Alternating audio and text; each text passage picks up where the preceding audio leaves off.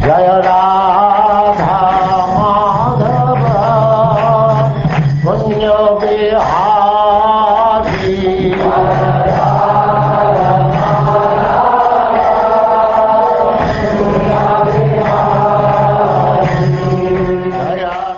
And now chapter 6, the downfall of Sobri Muni.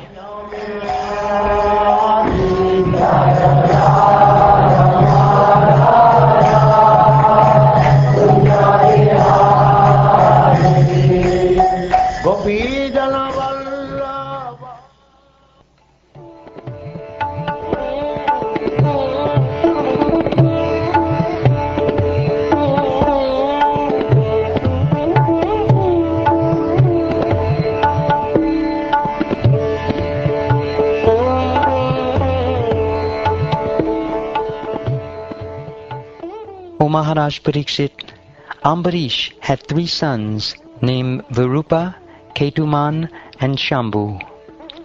From Virupa came a son named Prashadashva, and from Prashadashva came a son named Ratitara.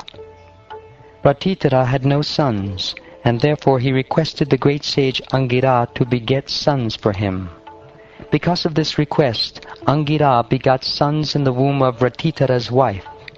All these sons were born with Brahminical prowess. Having been born from the womb of Ratitara's wife, all these sons were known as the dynasty of Ratitara. But because they were born from the semen of Angira, they were also known as the dynasty of Angira. Among all the progeny of Ratitara, these sons were the most prominent because, owing to their birth, they were considered Brahmins. The son of Manu was Ikshvaku. When Manu was sneezing, Ikshvaku was born from Manu's nostrils. King Ikshvaku had 100 sons, of whom Vikukshi, Nimi, and Dandaka were the most prominent. Of the 100 sons, 25 became kings in the western side of Aryabharta, a place between the Himalaya and Vindhya mountains. Another 25 sons became kings in the east of Aryabharta, and the 3 principal sons became kings in the middle. The other sons became kings in various other places. During the months of January, February, and March, oblations offered to the forefathers are called Ashtaka Shraddha. The Shraddha ceremony is held during the dark fortnight of the month. When Maharaj Ikshvaku was performing his oblations in this ceremony, he ordered his son Vikukshi to go immediately to the forest to bring some pure flesh. Thereafter, Ikshvaku's son Vikukshi went to the forest and killed many animals suitable for being offered as oblations. But when fatigued and hungry, he became forgetful and ate a rabbit he had killed. Vikukshi offered the remnants of the flesh to King Ikshvaku, who gave it to Vasishta for purification. But Vasishta could immediately understand that part of the flesh had already been taken by Vikukshi, and therefore he said that it was unfit to be used in the Shraddha ceremony.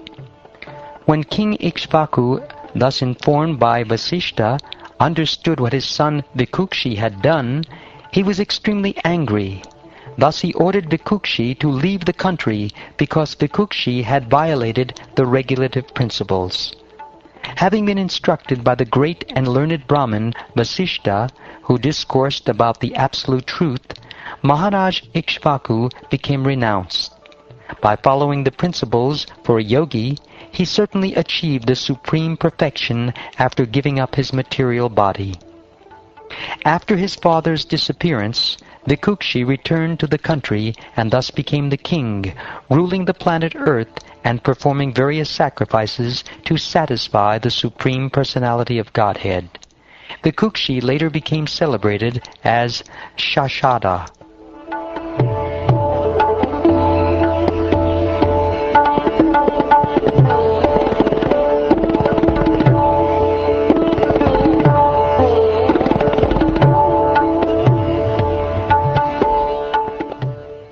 The son of Shashada was Puranjaya, who was also known as Indravaha and sometimes as Kukutstha.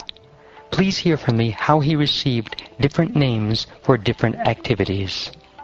Formerly, there was a devastating war between the demigods and the demons. The demigods, having been defeated, accepted Puranjaya as their assistant and then conquered the demons. Therefore, this hero is known as Puranjaya, he who conquered the residents of the demons. Puranjaya agreed to kill all the demons on the condition that Indra would be his carrier.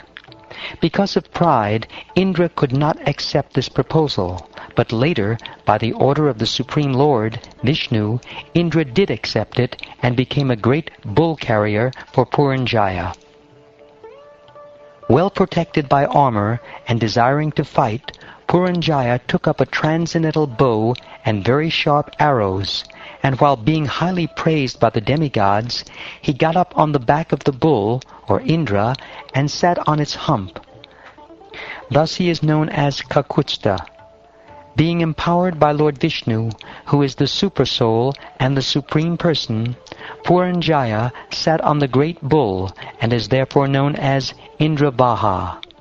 Surrounded by the demigods, he attacked the residents of the demons in the west.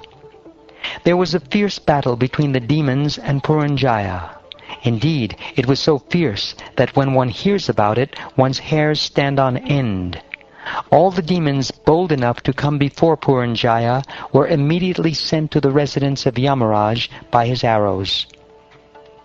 To save themselves from the blazing arrows of Indravaha, which resembled the flames of devastation at the end of the millennium, the demons who remained when the rest of their army was killed fled very quickly to their respective homes. After conquering the enemy, the saintly king Puranjaya gave everything, including the enemy's riches and wives, to Indra, who carries a thunderbolt. For this he is celebrated as Puranjaya. Thus Puranjaya is known by different names because of his different activities. The son of Puranjaya was known as Anena. Anena's son was Prithu, and Prithu's son was Vishvagandhi. Vishvagandhi's son was Chandra, and Chandra's son was Yuvanashva. The son of Yuvanashva was Shravasta, who constructed a township known as Shravasti Puri. The son of Shravasta was Brihadashva, and his son was Kuvalayashva. In this way the dynasty increased. To satisfy the sage Uttanka, the greatly powerful Kuvalayashva killed a demon named Dundu. He did this with the assistance of his 21,000 sons. O Maharaj Parikshit, for this reason Kuvalayashva is celebrated as Dundumara, the killer of Dundu. All but 3 of his sons, however, were burned to ashes by the fire emanating from Dundu's mouth. The remaining sons were Dridashva, Kapalashva, and Bhadrashva. From Dridashva came a son named Haryashva, whose son is celebrated as Nukumba.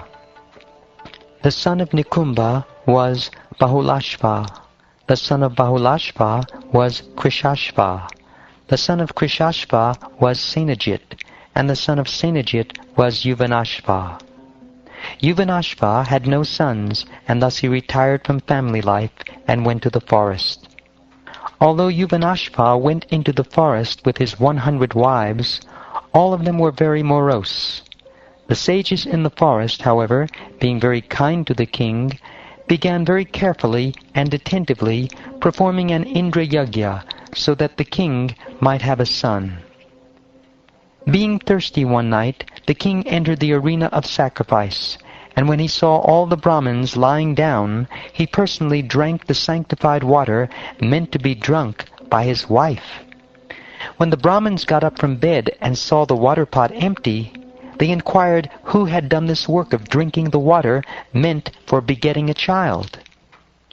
When the Brahmins came to understand that the king, inspired by the Supreme Controller, had drunk the water, they all exclaimed, "Alas!